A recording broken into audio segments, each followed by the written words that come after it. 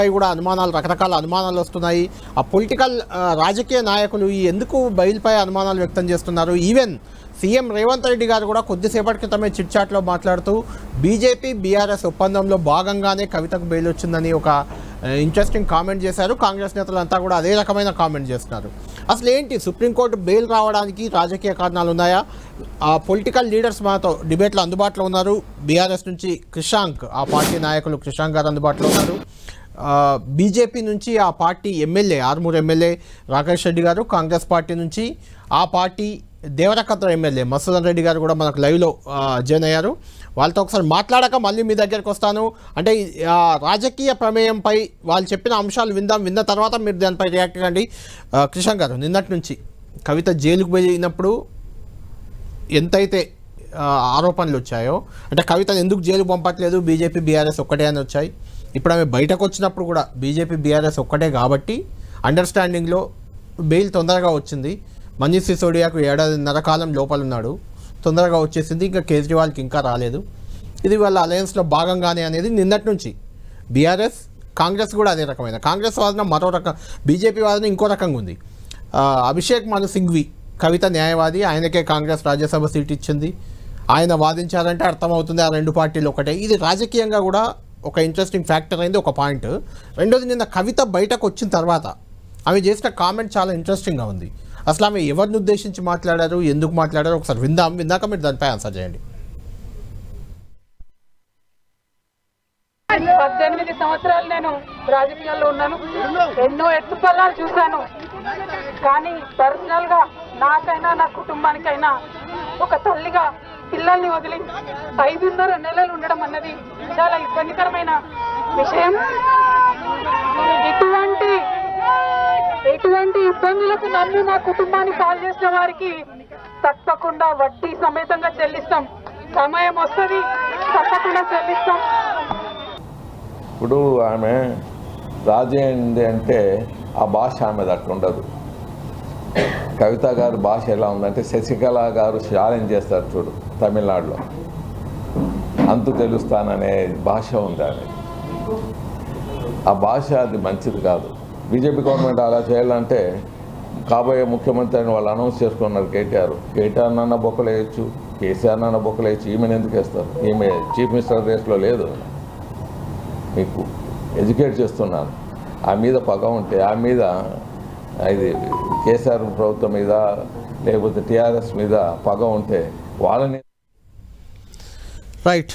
కవిత గారు వడ్డీతో సహా చెల్లిస్తాం, అక్రమంగా నన్ను జైల్లో పెట్టారు, ఎవరి పేరు చెప్పలేదనుకోండి, ఎవరిని ఉద్దేశించి, అంటే ఎవరికి వడ్డీతో సహా చెల్లించేది ఎవరు, ఈ బెయిల్ రావడానికి రాజకీయ కారణాలు ఉన్నాయనే కాంగ్రెస్ బీజేపీ విమర్శలకు మీరేం చెప్తారు మీ పార్టీ పరంగా?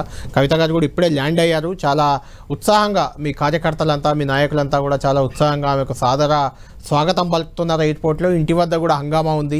అంటే కవిత మరో పవర్ సెంటర్ అయ్యేందుకే నిన్నటి వ్యాఖ్యలను మనం తీసుకోవాలా? ఆమె తెలంగాణ రాజకీయాల్లో మరింత క్రియాశీలకంగా కేసీఆర్, కేటీఆర్, హరీష్ వీళ్ళందరికీ ధీటుగా ఎస్టాబ్లిష్ అవ్వడానికి ముందుకు వస్తున్నట్టు అనుకోవాలా మనం ఆ వ్యాఖ్యలు? ఒకటి పవర్ సెంటర్ కాదా అనేది ప్రజలు నిర్ణయిస్తారు ప్రజాస్వామ్యంలో, ఎన్నికల్లో పోటీ చేసినప్పుడు.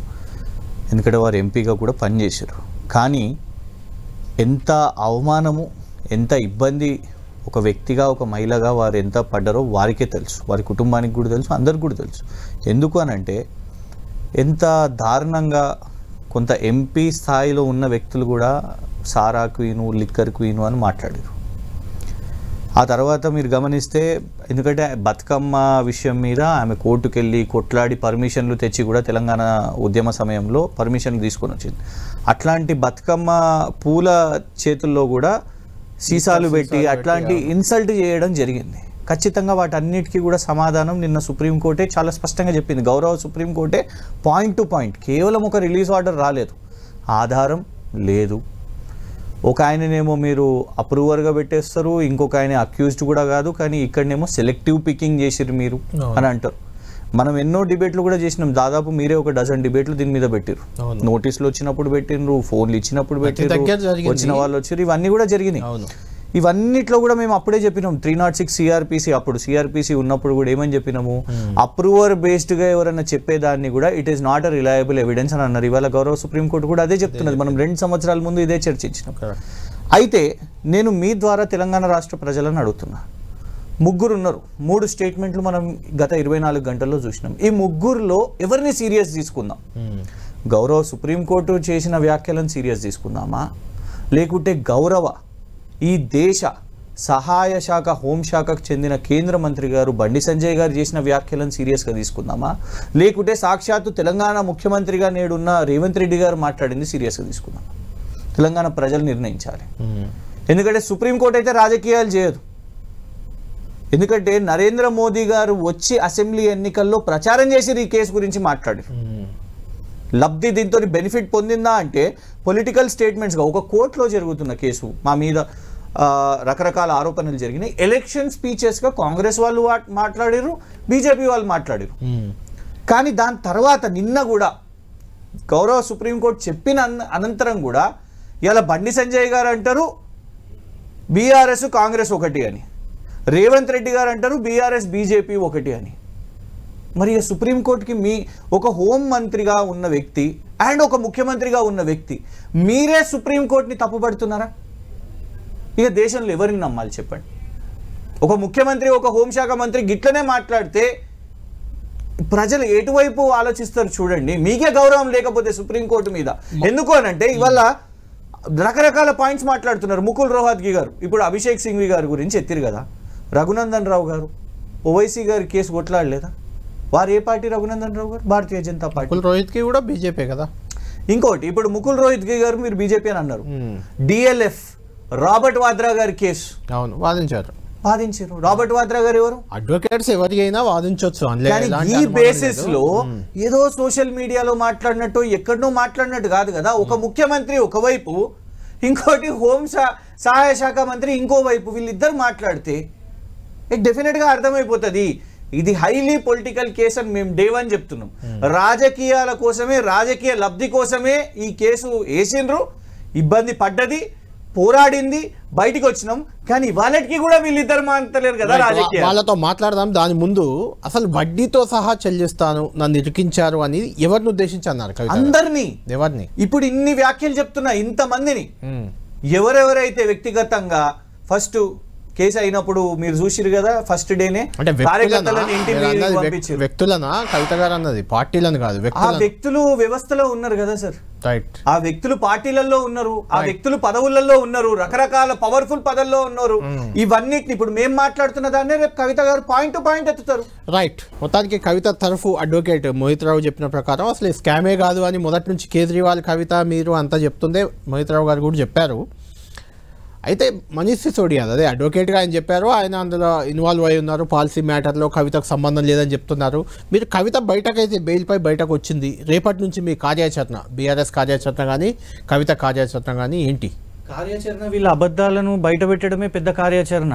ఎందుకు చెప్తాను, గౌరవ సుప్రీంకోర్టు తీర్పిచ్చిన తర్వాత కూడా హోంశాఖ మంత్రి గారు గట్లా మాట్లాడబట్టే, మరి రేవంత్ రెడ్డి గారు ముఖ్యమంత్రి గారు అట్లా మాట్లాడబట్టే, ఇప్పుడు కాంగ్రెస్ ప్రజాప్రతినిధి కదా, ఎమ్మెల్యే గారు కదా, ఎమ్మెల్యే గారు కూడా ఇప్పుడు కోర్టు ధిక్కారణ మాట్లాడబట్టే నిజంగా విచిత్రంగా ఉన్నది వారు అడిగిన క్వశ్చన్స్. ఎందుకంటే సామాన్యుల్లాగా మాట్లాడితే వేరే, కానీ ఎమ్మెల్యేస్ కూడా చట్ట సభల్లో చట్టాలను చేసేవాళ్ళు మీరు, కానీ మీరే ఇట్లా మాట్లాడితే డెఫినెట్గా దాని మీద పోరాటం చేయాలి. వారు ఎత్తింది ఏమని అన్నారు? సింపుల్ అండి, నేను ఉద్యమాల్లో కేసులోకి పోయిన మొన్న కూడా ఈ ప్రభుత్వం, కాంగ్రెస్ ప్రభుత్వం నన్ను జైలుకు పంపించి కూడా బెయిల్ పైన వచ్చారు, బెయిల్ మీద ఉన్నాను నేను కూడా. అక్యూజ్డ్ 1 బెయిల్ వచ్చిన తర్వాత ఇట్ ఈస్ అ నార్మల్లీ మిగతా వాళ్ళకు బెయిల్ వచ్చేస్తుంది. ఇది ఈ కామన్ సెన్స్ ఎట్లా మిస్ అవుతున్నారు మీరు? సిసోడియా గారే అక్యూజ్డ్ 1కి బెయిల్ వచ్చిన తర్వాత మిగతా 1 by 1 అందరు వచ్చేస్తారు. రేపు చూడండి కేజ్రీవాల్ గారు కూడా వచ్చేస్తారు, పెట్టుకోలేరు మీరు, ఎందుకంటే you have not establish the case కాబట్టి. అట్లా లేనే లేదు ఆ కేసు, అది బేసిక్ థింగ్. సౌత్ గ్రూప్ మొత్తం బయటకు వచ్చింది, కానీ ఏదైతే ఈడీ కానీ సిబిఐ కానీ కవిత బినామీగా చెప్తున్నారు రామచంద్ర పిల్లై, ఆయన మాత్రం బెయిల్ రాలేదు ఇంకా ఆయనకి. మీరు గమనించండి, అసలు ఆ పిల్లై బినామీ అని వీళ్ళు క్రియేట్ చేస్తున్నారు, అది కూడా వచ్చింది కదా. ఇప్పుడు బినామీ అని అంటారు, బెదిరించిరు ఆయనను అని అంటారు. నిన్న సుప్రీంకోర్టు ఏమని చెప్పింది? ఎట్లా బెదిరిస్తారు? ఆయన లోపల ఉన్నారు కదా, ఎస్టాబ్లిష్ చేయండి. కథలు వాడెవడో సుకేష్ చంద్రశేఖర్ అని ఆ జాక్లిన్ ఫెర్నాండెస్ హీరోయిన్ కేసులో నేను జైల్లో ఉన్నోని కాబట్టి చెప్తా, జైల్లో మీకు గింతంత పేపర్ ముక్క కూడా దొరకదు. ఇంత కూడా దొరకదు. లేఖలకు లేఖలు రాస్తున్నారు. వాళ్ళు లేఖల మీద లేఖలు రాస్తుండట, దాన్ని చర్చిస్తున్నట దేశవ్యాప్తంగా. అంటే క్యారెక్టర్ అసాసినేషన్. ఆ పేపర్ ఎట్లొస్తుంది? ఆ సుకేష్ చంద్రశేఖర్ ఎందుకు చెప్తారు? నిన్నటి నుంచి చిల్లరగా కాంగ్రెస్ వాళ్ళు ఎంతమంది నెయ్యి అంట ఏందంట వాడు రాసిన కథనాలుగా ఇది నడిచింది. మేము ప్రజాకోటిగా ఆ కోర్టును మేము గెలుచుకున్నాం సార్. ఇప్పుడు ప్రజాకోర్టులో గెలుచుకోవడానికి కూడా ఇదే చర్చ మేము ముందుకు పెడతాము. ఏం నిరూపించారు మీరు? ఇన్ని మాటలు అన్నారు కదా ఒక మహిళను పట్టుకొని. కేసీఆర్ గారిని కొట్టనీకి మీరు ఒక ఆడపడుచును అడ్డం పెట్టుకొని చేసిరు కదా రాజకీయాలు. ఒకటి అది ఎవరైనా వ్యక్తులైనా వ్యవస్థ అయినా. సోనియా గాంధీ గారు బెయిల్ మీద రాలేదా? రాహుల్ గాంధీ గారు బెయిల్ మీద రాలేదా? ఇక అడ్డంగా నల్ల సంచితోని పైసలతో దొరికిన రేవంత్ రెడ్డి గారు కూడా బెయిల్ మీదనే కదా వచ్చింది బయటికి. రైట్.